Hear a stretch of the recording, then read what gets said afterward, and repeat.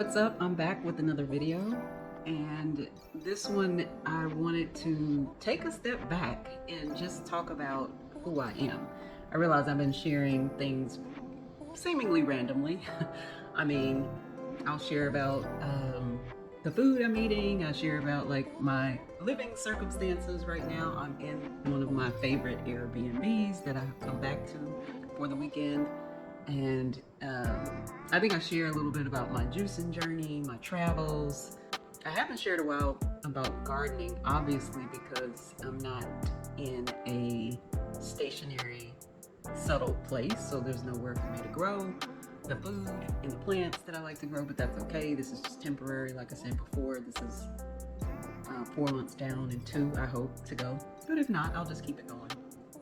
But anyway, this whole brand that I'm building just really stems from everything that I'm passionate about around those things. And I firmly believe, and just my lived experience has been that these are the key components that are helping me live a happy, vibrant. I consider myself to be vibrant. It's like, who does she think she is? I am me, okay? A healthy, vibrant, happy, and aspirationally a prosperous life. That's where I'm going with this. I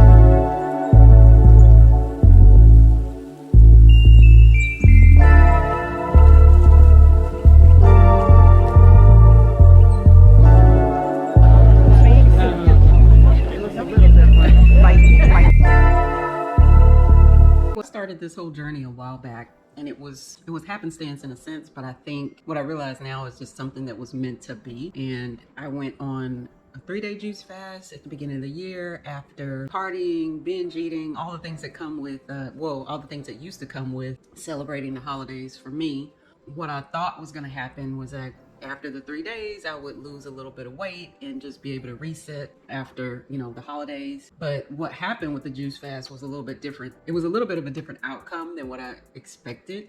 And it ended up having some really long-term effects. So I didn't know anything about juicing, really. I mean, it's kind of like one of those things, you see it. It was definitely like beyond the trending phase of it all, but I just hadn't, picked up on it. And so I just started doing a little research and came across like all kinds of plans and recipe books and YouTube videos that I was able to use to get me started with it. And it's like really something that my body responded in a different way. So I did the juice fast, and like I was talking about, I did lose some weight. But what also happened, I felt a sense of mental clarity, like giving my body a chance to rest and taking a break from my body having to process energy that I needed to digest the foods I was eating. Like, I think that gave my body a chance to rest and therefore helped me have a little bit more mental energy.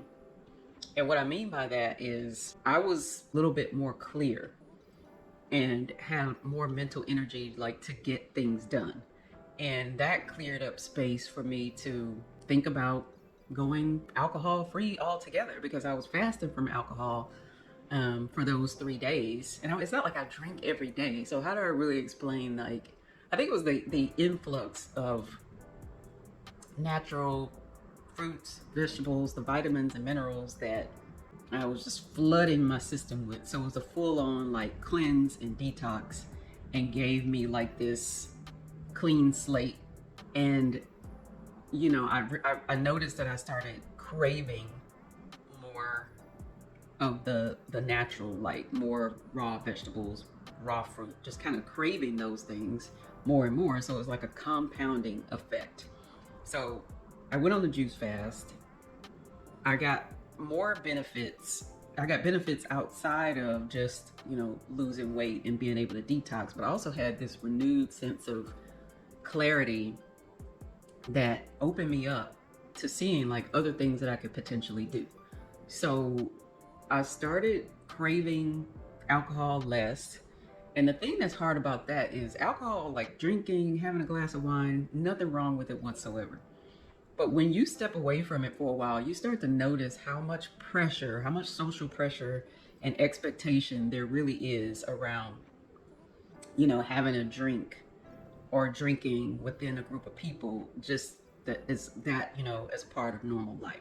And I get that everybody responds to these things differently and it affects people in different ways. So my story is not going to be the same as everybody else's story. But what I'm noticing is I'm just better.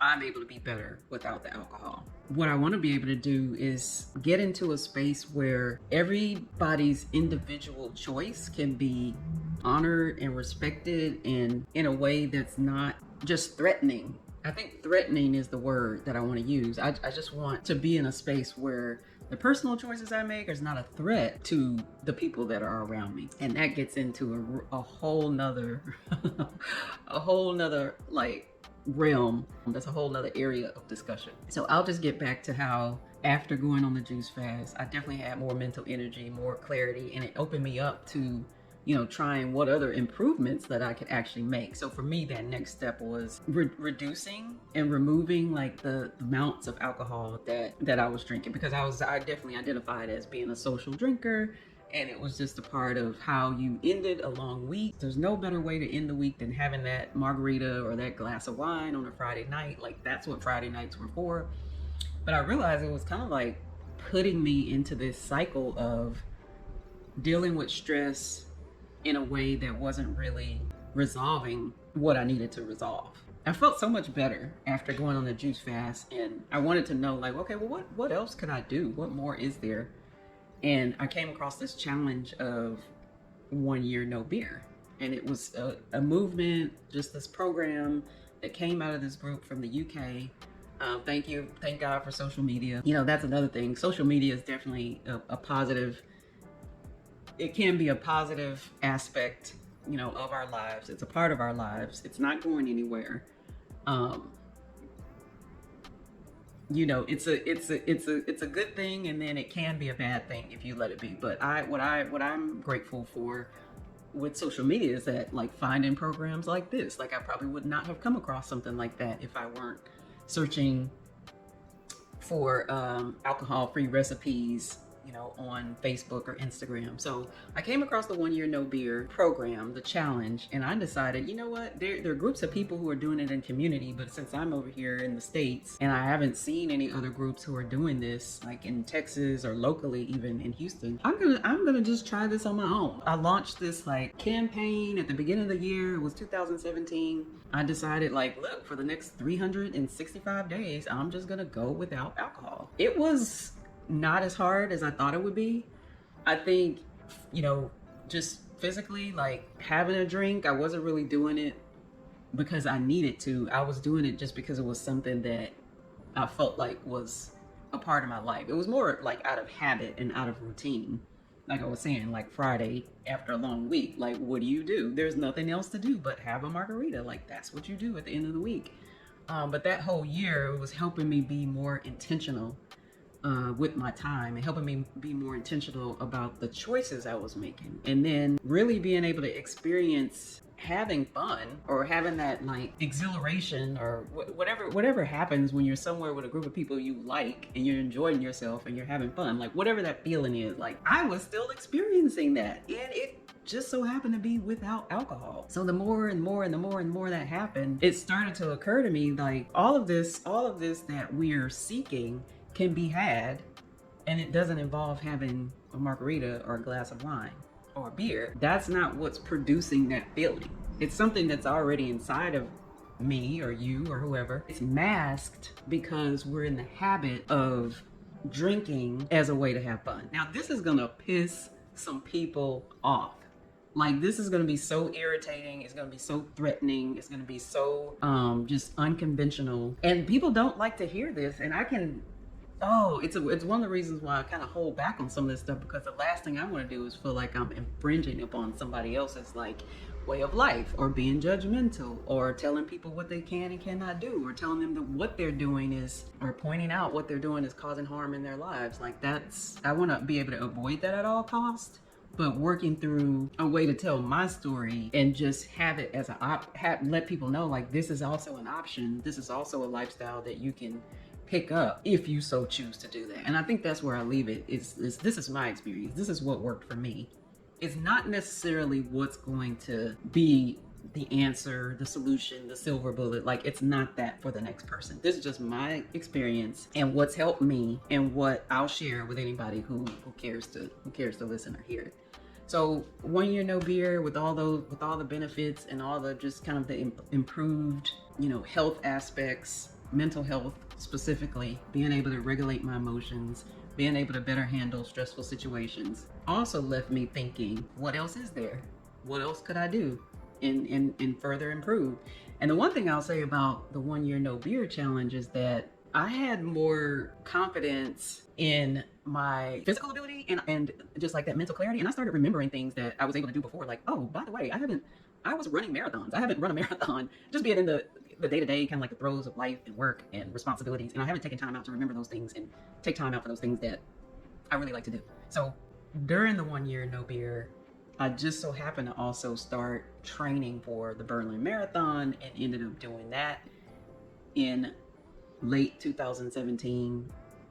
And listen, it had been maybe 8 or 9 years since I had run a marathon. And so what happens in 8 or 9 years? Oh, you get 8 or 9 years older. And so with that comes a lot of decline in terms of endurance and strength and everything that it takes to run a marathon. But I was able to perform as if, I was able to, well, I don't think I ran it in my goal time, but I did finish. And I was able to maintain and, able to finish it. I think that's the bottom line. I was able to finish the marathon within a similar time frame as my last race, even though so much time had passed in terms of aging and like what you're capable of doing as a 30-year-old versus a 40-year-old. It makes a big difference. And I was gonna say Father Time is undefeated. Yeah, it's true. So all those things like kind of was starting to help me see like, hey, maybe I'm onto something. And again, this might not work for everybody, but I know for sure that it worked for me. And in that time, I started picking up other things like a while back. I always somebody said something to me one time about why they didn't eat meat. And it stuck with me. I didn't necessarily stop eating meat, but this stuck with me. And the person said, I don't eat flesh. And that just hit me. It hit different. It was like, then I started looking at my own plate like, oh, this drumstick, so gross to me. This drumstick on my plate, like it was a part of a body. And it was that like mindset shift that I started thinking like, oh my God, this is flesh on a bone. And it's all about just shifting like how you think about things. And I don't know, like the topic around veganism and vegetarianism, that one's also another one that's very controversial. It's so many debates to be had. People believe in it, people don't believe in it. Again, it comes down to doing what works for you. And if it is something, since it is something that's working for me, I just want to share what's working and how it's working. So I tried going vegan a while back, but I didn't really go about it the right way. And when I eliminated the meat, I was constantly hungry and also trying to compensate that by overeating, and my carbohydrate intake was more than it needed to be. So my goal back then was always lose weight, but I ended up gaining weight. So I dropped that effort and didn't pick it back up again until fast forward back to this 2017. I don't know what it was about that year, but I just started layering in all these different things, trying to just make improvements, and they were working. So going vegan/vegetarian was a gradual process, and I started with just eliminating beef and chicken again because it was the sort of a sensory thing, and relating back to hearing somebody say, that's flesh on your plate. Like that had a real impact on my mindset and just how I thought about what I was eating.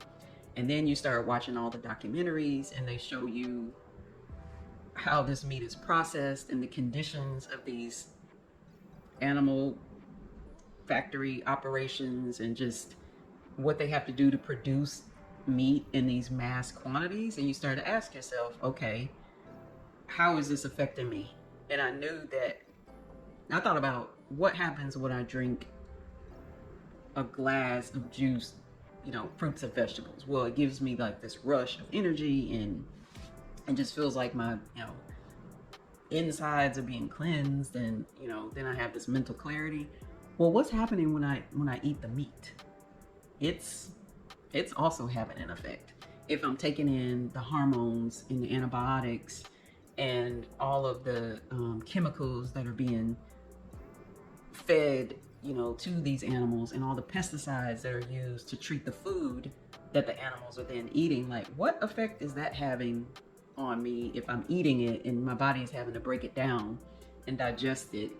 If it's toxic, like what's happening with that? So that was enough to convince me to, okay, let me try this plant-based diet again. Let me try it again. And this time, obviously, having more access to information, like again, social media, pros and cons. It can be a rose or a thorn. You just have to pick, use it as a tool to your advantage. And I think we get the most out of using these systems. I think we could get the most out of social media. But again, over time, I started noticing the benefits of, better digestion, more energy, more mental clarity. And then I started getting my blood work results back. Blood sugar levels, A1C within range all the time, blood pressure within range, healthy numbers all the time. And I'm not getting, none of us are getting any younger. I don't care how old you are, like every day, what's happening. But I'm going into the doctor as a 40-year-old Black woman, and my blood pressure is within range. My cholesterol is within range.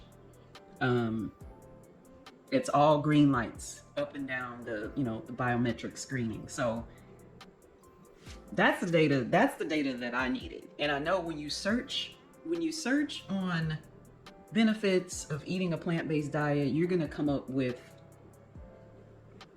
differing results. There's going to be the set of results that are for it and the set of results that are against it, and that warn you and that tell you, like, you need to consume meat for proper nutrition. That might be applicable to certain people. But when I first of all started taking notice of how I felt, and then also had the biometric screening results to show that this is working for me, then I kind of made the decision that this is the path that I need to be on. So the plant-based diet works best for me. Obviously, like, it's very difficult to do this if you're traveling. It's very difficult to do this if you have a family. Now my family situation has changed. Like, naturally my children are older, and so they're going off and establishing themselves in life. So I don't have people to cook for, and it's just me. I'm single, which is not a bad thing. So sometimes that could also be a challenge too for couples or people who are in relationships and they have different diets. Oh my God, that's a whole nother like offshoot topic to to talk about, and to really like pick apart the pros and cons of that. So I was just getting into the personal choice for me to follow a plant-based lifestyle, how it's working for me, why I think it's working for me, and the fact that it is different from the standard. And it's even called the standard American diet. Like, it's different from what is the the norm and what's accepted in most cultures. So it can be a challenge to,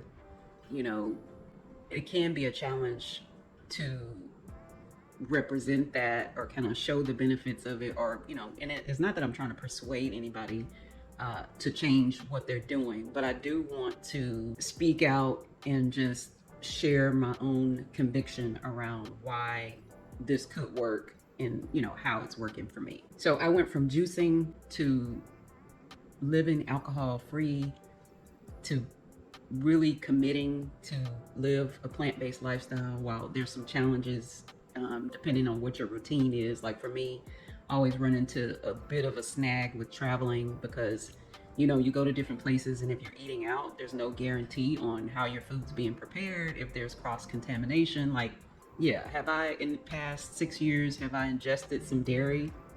Yes. Knowingly or like voluntarily? No. But I can always tell when I've had something with milk in it, and I can always tell, when I've had something that has animal products, included in it. Oh, there's this one time I read the menu wrong and thought that I was getting oyster mushrooms, which you can get oyster mushrooms that are fried, and it's so cool because you think it's like chicken fried mushroom, it's like chicken fried oyster mushrooms, and it gives you the texture and taste and the flavor, and it's all good. But one time I read the menu wrong and actually ordered mushroom size fried chicken or something like that. It was on me, right? That was my mistake, my issue, my problem. I deserved to bite into whatever that was, and did. And yeah, so immediately it was like kind of gross because I spit it out and just made this big scene at the table with just being disgusting and all that. So it's like those kind of things when you're eating out, like that's where the challenge comes in. And it's just something that you have to deal with, something that you have to be aware of, and so here's the good part. Like I have people around me who support these choices, and they know that I'm plant-based, and there are other people that are also plant-based. Like maybe they do the plant-based diet part-time, and so they look, we look out for each other. It's like, okay, we're gonna go out to eat, let's make sure there's options, vegetarian, vegan options, like on the menu. So I do appreciate that. I'm not saying it's all bad, and the world is out to get vegans, the world is out to get vegetarians. That's not the case at all. It has grown, it has advanced, there's a whole industry around this. There's room enough in the marketplace. Like, it is growing, and we're going in that direction.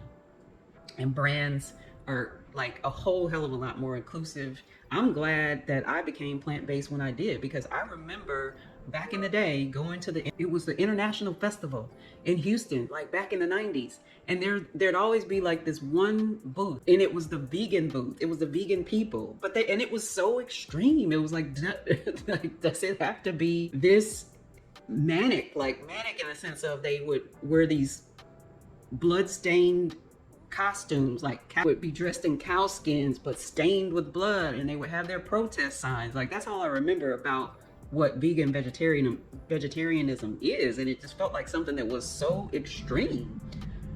Now I feel that level of conviction now, but I realize like the outcry is not the same because there's so many options that are available. So I'm grateful for that and appreciate the work that those people put in. It's almost like, is it like the civil rights movement where they had to fight, they had to protest, they had to stand up to get people to see things needed to change? I mean, I don't want to reduce or, over exaggerate or anything for any cause. But it feels like to me. And so I'm grateful for those people who were willing to speak out and ask for options and access and, just all of that. And here we are now with plant-based meat alternatives and plant-based jerky. Like, the options are endless. You can get just about anything, but you just have to be careful with overdoing it with the processed plant-based food, because if you're in it for the health and if you're in it for clean eating, then there's some detractors that come into play, because you're tapping into, now you're getting back to the ultra processed food situation, and you end up like back at ground zero when it comes to really trying to eat clean and be healthy. So that's kind of the journey for me. I mean, it started out as just doing a juice fast, but it opened me up to so much more. I think when I started juicing, that's what got me thinking like, oh, if I'm gonna be needing all this produce to make the juices that I drink, why don't I start growing at least some of it myself, and that might save me some money. Now, that was faulty thinking, because anybody who tells you gardening it helps you save on your produce, like, they haven't done much backyard gardening as a beginner. Yeah, I've spent money to learn how to do this. I've spent money to make the mistakes that do help me kind of operate now on a more expert level. So you have to go through that. Like, you have to pay for that experience sometimes. And I wouldn't change any of that. But that's what got me into gardening, like thinking that I was going to save money on the produce that I was using to juice for my juice ingredients. But I wouldn't change a thing. Like, I'm glad that I have that skill set now. I'm glad that that's something that is a part of, my whole lifestyle. Gardening is a reconnection to nature. It's something that we should all be doing. Like, we've evolved as human beings, but we haven't evolved so much that we don't need to have time in nature to renew and replenish ourselves. I mean, we are nature. I believe this. So I think the whole grounding and connecting with the earth and putting your hands in soil and then contributing back to the environment by growing food. Like, yeah, we drive our cars and we get on our smartphones and we fly in airplanes, and people are going, to the moon and the depths of the sea, if they can actually make it. But at the end of the day, we're still part of the human species, and we need to be connected to nature. And that is what I think is an important thing about gardening and growing your own food, which is why I do it. And I was led to this again just through this whole journey, this whole process. And I think I've talked about this before. Where I really got the most impact was kind of around my mental health. And there's such a stigma that comes with talking about mental health. And I feel it too. It's like, I'm not saying it's something that's inflicted upon me or I'm just the one that senses it, but I myself, when I talk about improving my mental health, there's this question of, oh, well, was I some kind of way crazy before? Did I have major issues? Was I, an abused or an abusive person? It's just such a big stigma around it. And I really want to live in a world where, just like I can talk about, oh, I want to improve my blood pressure, or I want to regulate my blood sugar levels, or I just want to have more energy. I want to be stronger. I want to have more energy as a part of my physical health. Like, I want to be able to say that when it comes to having improved mental health. So, for example, I want to be able to regulate my emotions. I want to be able to respond to stressful situations better. Just things like that. And improve my relationships and just have a better, just keep improving my own self-perception. Like, that's what I think of when I think of mental health. And so back to what happened with the juice fast, essentially for me, it was just that. It was taking a break from maybe some of the foods I was eating, and definitely the amount of alcohol I was drinking, being able to detox, have periods of time where I detox here and there and kind of clean out my system. And it just has a compounding effect on your overall body and your overall mental state. Just to sum it all up, I was trying to bring together all these different components, all these different elements, and just, lifestyle elements that I follow, that have been working for me, that I want to share. I feel like it's my purpose to share these. And so that's what I'm working through, a way to continue sharing it, to encourage others and inform others. And those that choose to can take them on, and then those who just maybe they want to watch from afar, and they can continue to do that as well. Maybe I should wrap it up here. That's what this channel is about. I think it started with me sharing these things on my Instagram page. If you don't follow me already, check out everything. Check out everything at The Color Is Green on Instagram. I really want to be able to continue to share and continue to inspire and continue to influence, those that might need it. I'm grateful for the suggestions and all the small ways that I've been influenced to make my life better. Like, this is me, paying that back. And so that's what this channel is. I think there are more components that I need to talk about. I also need to come back and talk about, travel is important, and why learning about other places, seeing other places, and learning about other places also contributes to a healthy, vibrant, prosperous life. I think that's important, but I will touch on that in another video because there's just so much to explain, like, and probably a little bit more research of, you know, what happens in your brain when you see a new place. Are you releasing, you know, happiness chemicals like that do make the body and the mind healthier? I think there might be something to that, but I'm gonna leave it here for now because I've just gone through kind of these core elements of why juicing is important, how it led me to leading an alcohol-free lifestyle, how it then gave me a foundation to go fully plant-based, and how that helped me, and then also where gardening and fitness kind of come into play to kind of round all of that out. Like, it seems like it's random, but it's a very clear picture in my mind of how all of this is connected. So thank you for listening. Thank you for watching. Like I said, it's the beginning for me, and I'm building on it all, and just more to come.